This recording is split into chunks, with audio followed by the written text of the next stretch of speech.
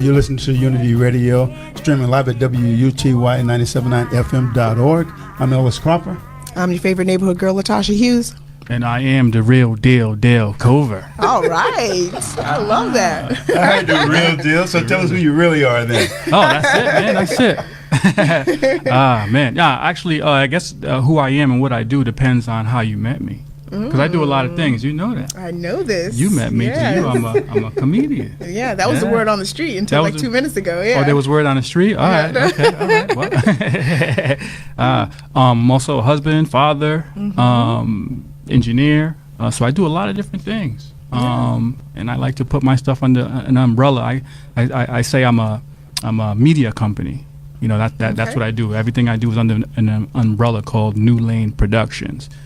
Because I got a lot of things going on, and I try to. My thing is about putting all things together and not being in a box, stepping outside of that box that they try to put you in.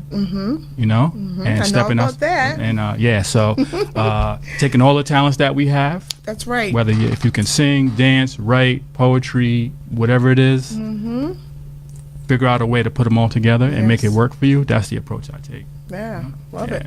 That's it. So I'm a little bit lost, for lack of a better term. Yeah. We're gonna narrow this down. You know, and this is that's why I'm glad we have this platform here in Worcester, because we like I said, we give a voice for those who don't normally have a platform. And and I've been in and out of Worcester a lot of years, and so tell us about some of the things you have done. So I might have heard about it, but I just didn't recognize it because I hadn't met you yet. Right. So I want to just share a little bit about the background of really some of the things you have done. Yeah. I think most people know me from comedy. I'm out of Rhode Island area. I actually live in Attleboro, so I'm in that area. And we met because I did a show out here in Worcester, and comics. We get around and we meet each other and we become family. See that? So, I met him in Boston. That's how much we've been. Yeah. Our favorite I neighborhood stopped him in girl. the parking lot. I'm like, hey. And he's like, what? Yeah. She's been getting I around. had to recruit him for my soul mic. Yeah. Yes. So I didn't even know since then. I didn't even know she was a comic because she was just in the audience supporting. With my auntie, yeah. Yeah, with her auntie, and we had a little fun, and so we've been kicking it ever since. So a lot of people know me from the comedy. I'm 43 years old, and prior to comedy, I have a long career developing software, and that's something I did for a very long time. And so when I got to the point where I was like, okay, let me go into this comedy and invest my time into it, because prior to that I had some things to do. I had to break a cycle, so to speak, and that exactly what that means, right? So I got to the point where I'm like, okay, I think I've done that, and I've done that well. Comedy was something for me. For years I felt like working in a corporate environment, I kind of was suppressing a part of myself, because you got to be a little bit conservative. So I dealt with that a little bit, and then but when I did decide that, okay, this is comedy is something that I want to pursue, I knew I could actually do it. I had a certain knowing that comedy was who I was. But the question becomes, all right, so you're funny. Now what? Right. Everybody else is funny, right? To somebody, right? I really believe that. Yeah. They're funny to somebody. What makes you different?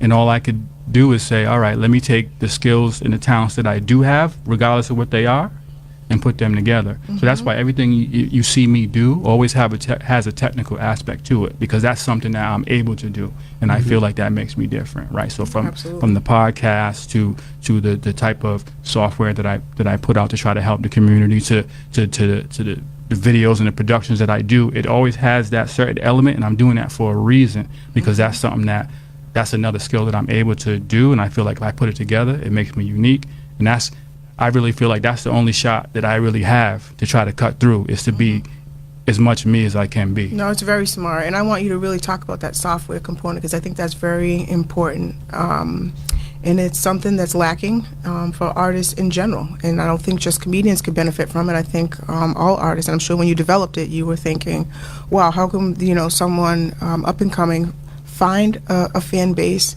be able to have the fan base track when they're in town, when they're not in town, where they're going to be, and all that kind of stuff, without having to search for them, kind of thing. So it's kind of on the spot connecting.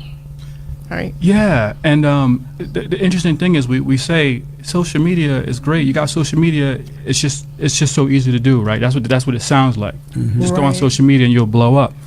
Well, it's not that right. easy because if you look at YouTube, there are I put a lot of songs out Not there. true. Right? It's not. And all the hits is from me. Right. You feel bad about yourself. It's like, you know what? Somebody, he was sleeping that time when I put it up. So I'm just going to regenerate that right there because they missed it. and I'm right there with you, and there's got to be a better way. And so here's the thing.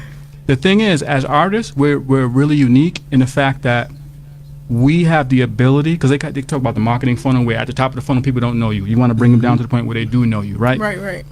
But as artists, we actually get to skip that whole funnel. You know why? Because we get to perform in front of you. Right. Now, the first time you met me and you're sitting in that seat, you may not know anything about me. Half an hour later, I've taken you from not knowing to being interested to being a fan, right? Right. That's great. But then we leave. We just walk out the door. Right. That's what most artists, we just walk out the door. Yeah. Catch me on Instagram. Yeah. With or without a card. Catch me on Facebook. Yeah. They give you a card. Yeah, a card. We love you. Yeah. It's not. There's a better way. Yeah. Okay. And the better way is capture that email address. Send automated. See, there you go. You got emails coming in right now. Yeah. See that? That's working for you. See? Those are all the hits on your YouTube video. Yeah, man, I'm telling you what's happening, man. No, what it is, I got Ron Bragg out there, a buddy of mine, right? And he's saying he's enjoying the interview so far. So let me just chime in real quick, right? So, we do a lot of interviews every week. Yeah. And some really move me, and some is like, okay, man, I'm not feeling your passion.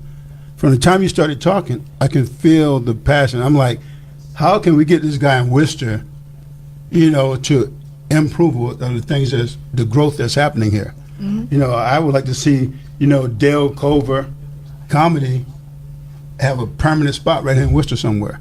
That's what I'm feeling. That's the energy I'm feeling in having this With conversation. the technical, but that's why I want him to talk about. Yeah, so I want you to get Software. to the software. Go Yeah. ahead, man. But Because, so we're feeling this, man. Yeah. I appreciate that. Yeah. I appreciate that because it's hot in here. It is. I was like, am I having a flash? Like, what's going on? No, I normally wear a jacket, but it's Wow. like, man, it's hot in here. But go ahead. Wow.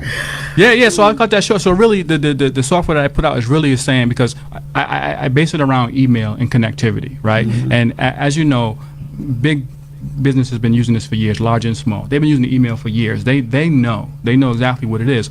But putting it in the hands of the artist, making it easy and accessible to the artist, to the person that doesn't want to sit down and create automated email lists and email Chipmunk and to send and things like that. list, yeah. It's just not going to happen. It's just really just not. So understanding how we move and how we work, because that's who I am, that's what she is. I talk to you and talk to others and things like that, and I can see artists. We work a certain way. This app was modeled to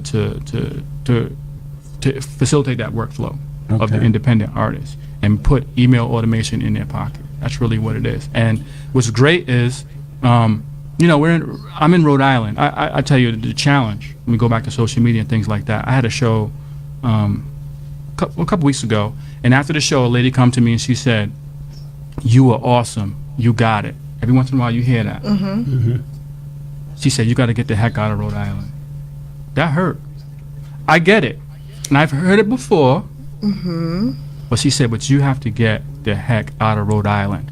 But my thing was, that's not what I'm looking to do. I really feel like, we are in a smaller state and we have a chip on our shoulder. We're as good as everyone else, And so one of the powerful things about the app is like I'm trying to show that, if you're diligent about a certain methodology, which is entertain, make your connections, hold on to your connections, and grow it over time. If you repeat that, you'll have a chance. And then, the app gives me an opportunity to connect with people from coast to coast. You know, it's really hard when you try to do something in a small area, but it's a way to get over that wall. Because, you know, social media kind of has like this. Don't you feel like it's always the same conversations that you're having? You want to try to get out. You know, that's why people want to go viral, because you want to kind of like jump over the fence and maybe get some exposure. Right. And I had some success last year. I finally after 300 videos had one pop. You know what I mean? And so when you play the law of averages, you know,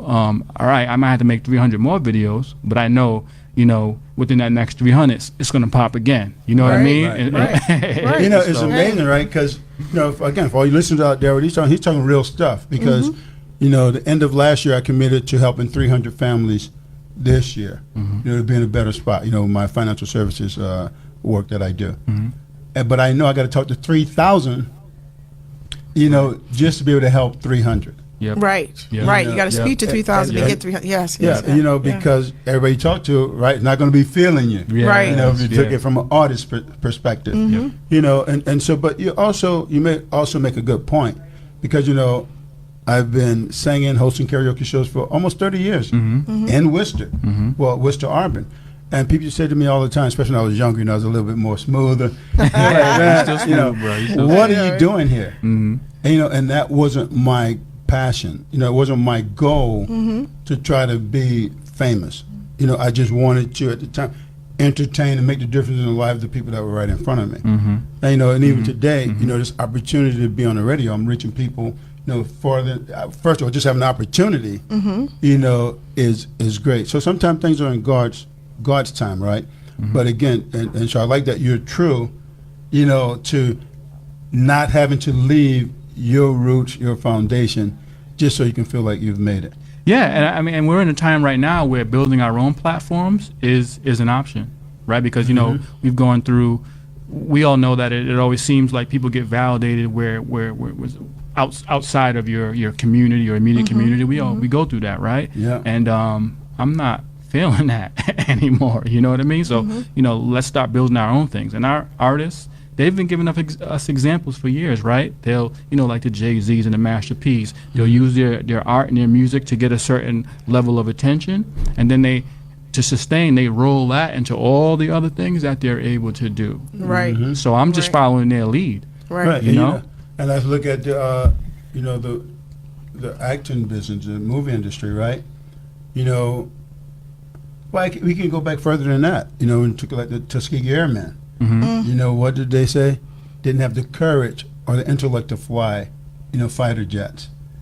You know, and by the end of World War II, every pilot wanted the Tuskegee Airmen escorting them. Yeah. Right. They didn't lose a load. Okay. Right. And so at the same time, when you look at what how Tyler Perry came along and transcended, you know, nobody wanted to invest, you know, in studios, you know, and filming locations, you know, for the black artists. You know, and he just created a huge, you know, complex in Atlanta. Right. See, here's the thing that I see, and I see it as I get older. These narratives are there. These narratives are spoken, but not everybody believes that narrative. Like, you know, there's a narrative that certain races, cultures are superior, certain are inferior. It may be said, but in your heart you don't believe it. Right. Right. In our heart, we don't wake up thinking we're inferior.